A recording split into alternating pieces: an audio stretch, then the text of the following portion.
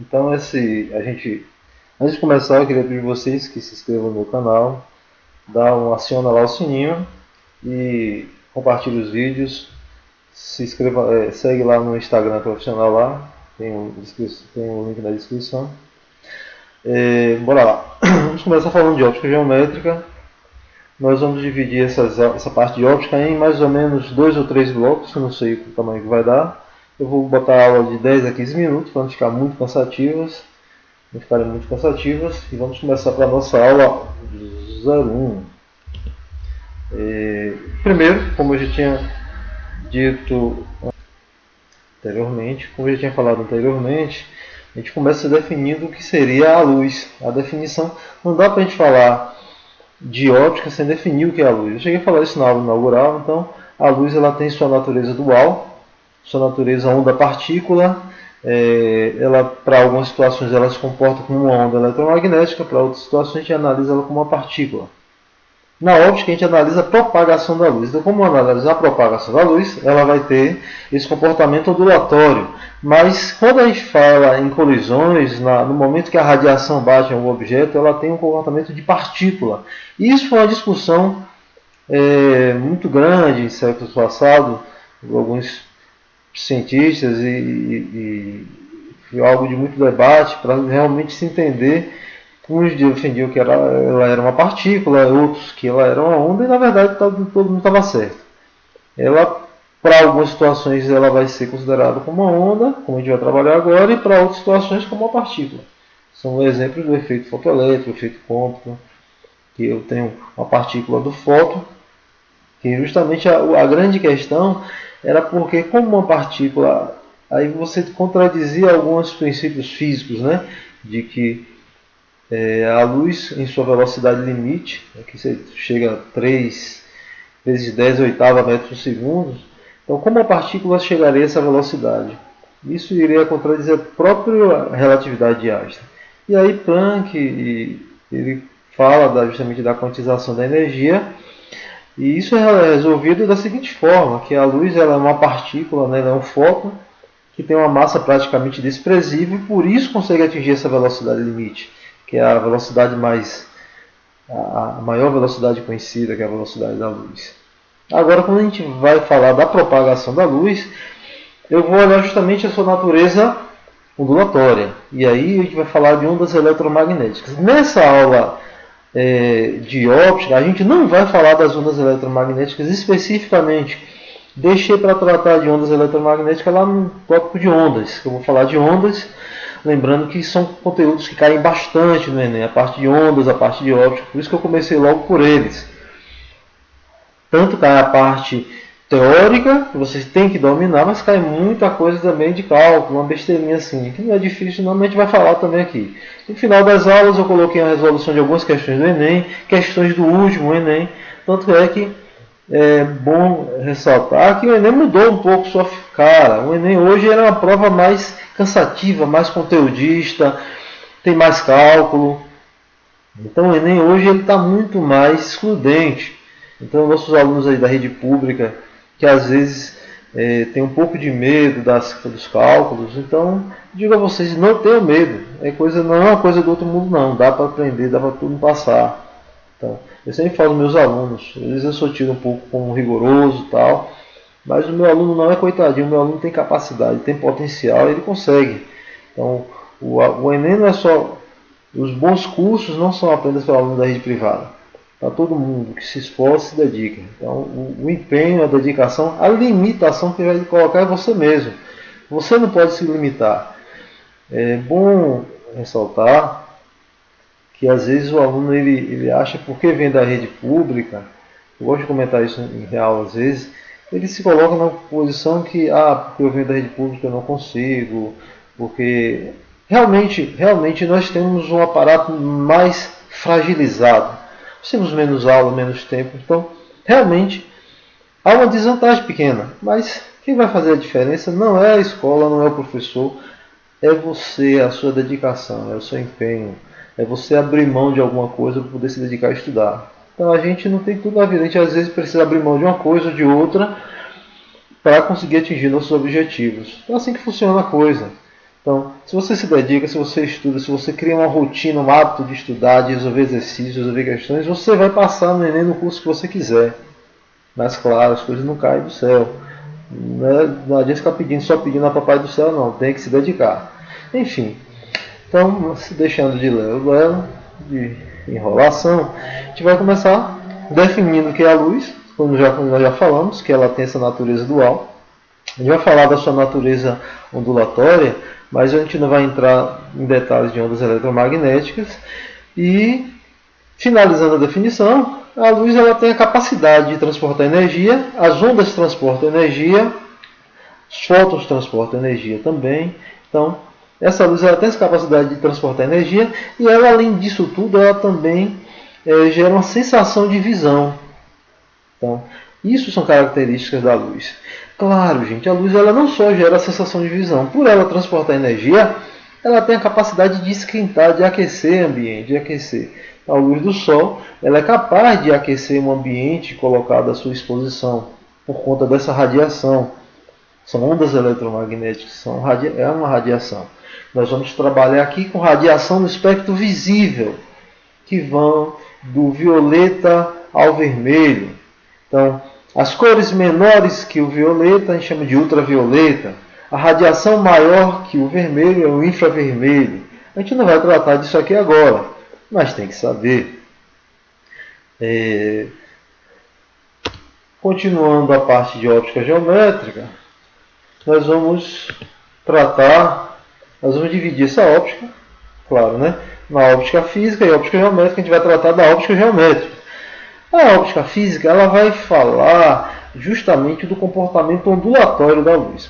Eu não vou tratar agora, eu vou falar lá na parte de ondas. Quando eu chegar em ondas, que eu falar de ondas eletromagnéticas, eu vou falar justamente desses comportamentos da óptica física, que são alguns fenômenos como polarização da luz, difração, a própria reflexão e refração a gente vai falar também, com abordagem um pouco diferente, mas são comportamentos ondulatórios. Eu não vou tratar agora. Em especial, neste momento, nesta parte das nossas aulas, a gente vai falar da óptica geométrica. Mais uma vez, lembrando, não se esqueça de se inscrever no nosso canal. Assista a aula até o final. Quando você tiver alguma dificuldade, dá uma pausa no vídeo aí, reveja. Então, o que é que diferencia a óptica geométrica? A óptica geométrica não vai falar da luz como uma onda eletromagnética, professor, mas tem aí no slide que ela se comporta como uma propagação retilínea, ela deixa de ser uma onda para ser uma propagação retilínea. Um dos meus alunos estão apresentando seminário, quem está assistindo aí foi meu aluno, sabe? Eu pergunto muito sobre isso. E aí o aluno se dá um nó na cabeça. E, professor, não entendi. Então, por que você está falando? Eu pergunto assim, por que você está falando que ela tem um comportamento retilíneo? Se ela é uma onda eletromagnética, e você disse no instante que era uma onda eletromagnética. Porque mudou, ela não é mais uma onda. E às vezes alguns livros não detalham muito isso. Ele simplesmente fala que na geométrica vai ser uma reta e acabou. Então, gente, isso aí é muito simples. Uma onda eletromagnética ela tem um certo comprimento de onda e esse comprimento de onda ele não vai ser tão grande comparado a obstáculos macroscópicos. Em relação a obstáculos macroscópicos, esse comprimento de onda não é muito grande. E por conta disso, ele não vai conseguir contornar grandes obstáculos. Então a óptica geométrica vai ser uma aproximação. Por ele não contornar esses grandes obstáculos, a gente vai dizer, nós vamos considerar que a propagação ela se dá em linha reta. E realmente, para esses obstáculos grandes, você não percebe esse contorno. E esses fenômenos associados a essa propagação retilínea são os fenômenos que nós analisamos na óptica geométrica. Estão muito relacionados ao nosso cotidiano. Então, bora lá. Então, já estamos falando da luz. O que é que gera essa luz? Quais são as fontes de luz? Eu vou falar rapidamente disso, que é muito intuitivo. Então, nós temos fontes primárias, fontes secundárias. Vocês veem isso no cotidiano, a gente vive na presença da luz. Então, a gente tem fontes primárias, fontes secundárias nessa casa. Nós somos uma fonte secundária. O diferencial é que as fontes primárias elas emitem luz própria. É o exemplo da lâmpada, da chama da vela, é o exemplo da luz do sol. Então são fontes primárias. As fontes secundárias, elas apenas refletem a luz e a gente consegue ver. É a panela que você está enxergando, é uma pessoa que você está vendo. Se nós apagarmos toda a luz, a gente não consegue enxergar nada. A Lua, ela é uma fonte secundária, ela reflete a luz do Sol, por isso que a gente consegue vê-la, por isso que nós temos as fases da Lua. Então, isso aí é muito simples, você sabe. Como já tinha dito, nós vamos analisar agora na óptica geométrica a propagação retilínea. Então, eu vou considerar a luz como um raio de luz. Um raio que se propaga de forma retilínea. Aqui, desenho de um raio de luz. Se eu tiver vários raios de luz, nós temos um feixe de luz. Então, esse feixe ele pode se dar de forma paralela, um raio ao lado do outro, com o mesmo espaçamento. E ele pode estar divergindo de um ponto, saindo de um ponto em várias direções. É o exemplo de uma fonte pontual, uma fonte pontiforme. Ou ele pode estar convergindo para um único ponto, como acontece quando a gente coloca a luz propagando numa lente convergente, uma lupa, por exemplo. Você consegue, tanto que os meninos, muita gente faz esse experimento, né, de queimar uma folha de papel com uma lupa, né? Tem uns meninos malvados que queimam até formiga. Não façam isso, isso não é recomendado. Tadinha da formiga. Não façam esse tipo de maldade com a pobre da formiga. Princípios da propagação. Isso aqui também é coisa simples, né, gente? A luz ela pode se propaga de forma retilínea, já falamos disso, e ela é independente. Se nós cruzarmos dois raios de luz, um não vai mudar a trajetória do outro, eles vão passar entre si naturalmente. Por isso nós podemos ter mais de uma lâmpada acesa dentro de casa sem ter nenhum problema. E outro princípio é da reversibilidade. Se a luz refletir e voltar na mesma direção, a visibilidade não vai mudar. Então ela não altera o seu trajeto. Então isso aí é o princípio da reversibilidade.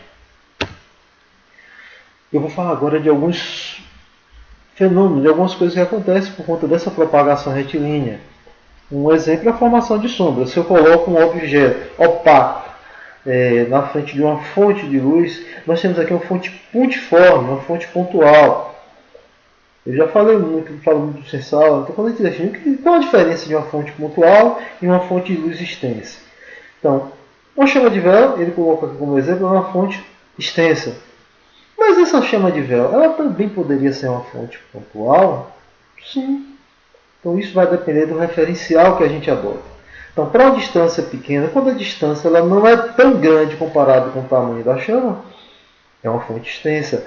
Mas se nós pegarmos essa mesma velinha, colocarmos ela no meio do estádio de futebol e apagarmos a luz, nós veremos um pontinho no meio do estádio. Então ela deixa de ser uma fonte extensa e se torna uma fonte pontual, certo? E quando ela é uma fonte pontual, então você tem a formação de uma sombra, um anteparo aqui que nós colocamos. Mas se nós tivermos uma fonte extensa, então nem toda a luz, tem alguns locais que a luz não vai passar de jeito nenhum, formamos uma sombra e em alguns locais ela vai passar uma parte. Daí tem a formação da penumbra. É o que acontece nos eclipses parciais. Temos aqui seria o caso de um eclipse total e cada penumbra é um eclipse parcial. Em alguns lugares você tem uma sombra e você tem alguns locais penumbra. No nosso dia a dia, formam-se muitas penumbras na nossa casa. Alguns locais que você vê aquela sombrinha que dá para enxergar é a famosa penumbra. Falando de sombra, temos esses efeitos relacionados à sombra, que é a formação dos eclipses. Os eclipses eles acontecem por conta dessas formação de penumbra e de sombra. Nós temos um caso, gente. Nós temos aqui o Sol, que ele é uma fonte extensa, uma fonte primária extensa.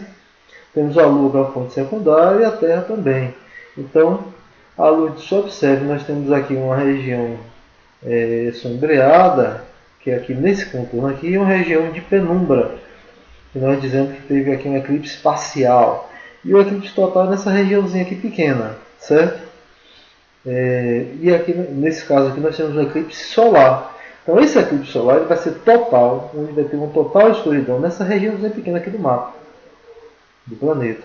Já nessa região maior, temos um eclipse parcial, e nos outros locais eles não vão perceber o eclipse. Lá de Catabo de noite e tal. Sim, mas isso é um eclipse solar. Um eclipse lunar, a mesma coisa. Se a Lua, quando a Lua estiver nessa região aqui, nós temos um eclipse parcial. Quando estiver nessa região aqui, nós temos um eclipse total. Aí uma questão de eclipse no último vestibular do Enem. Lembrando, gente, que o Enem de 2019 nós tivemos duas situações de prova, se não me engano. Teve uma aplicação regular e teve uma segunda aplicação. Então, quando vocês pegarem as questões, aparece questão de 2019. Você pode pegar uma prova e não achar que elas estão lá. Porque nós tivemos duas aplicações de prova. Teve algum, se eu não me engano, teve algum problema na primeira aplicação e reaplicou as provas. Então, a prova é diferente. Essa questão caiu na segunda aplicação da prova do Enem. Caiu uma questão, e era uma questão simples, com eclipse, falava justamente, ele dá uma figura lá, ele vai resolver a questão lá no final. Mas a grande sacada da questão era justamente porque a gente, pela figura que ele tinha lá, você tinha um eclipse, vários eclipses, né? Nós teremos eclipses todos os dias. Isso não acontece por um motivo. A Terra e o Sol, a Terra ela gira em torno do Sol, tem um plano de giro, e a Lua gira em torno da Terra. E não é a mesma órbita. Então, o eclipse ele vai acontecer quando há uma coincidência nesse plano de órbita. Quando os planos de órbitas coincidem, isso não é uma coisa que acontece todo ano, todo dia. Aí quando acontece essa coincidência, nós temos a formação do eclipse. Beleza? Vamos para frente. A câmara escura também é um exemplo, uma aplicação da formação de imagem por conta da propagação retilínea da luz, que é um experimento fácil de se fazer. Ele pode ser feito simplesmente você fazendo um orifício numa caixa, tapando, vedando ela, conseguindo botar a cabeça dentro, bota um pano, e aí você bota uma vela na região externa e você vê a formação de uma imagem lá no outro lado, invertida por sinal. Então, gente, próxima aula, no nosso próximo bloco de aula, na aula 2, nós vamos falar da reflexão, alguns tipos de reflexão, e a gente vai aprofundar um pouquinho no conteúdo. Então, de início é isso aí, nós demos uma introdução na parte de óptica, e já vamos gravar logo na segunda aula, e em breve vai estar tudo disponível. Não se esqueçam de se inscrever no canal, acionar o sininho e compartilhar nosso vídeo aí. Valeu, gente. Aquele abraço.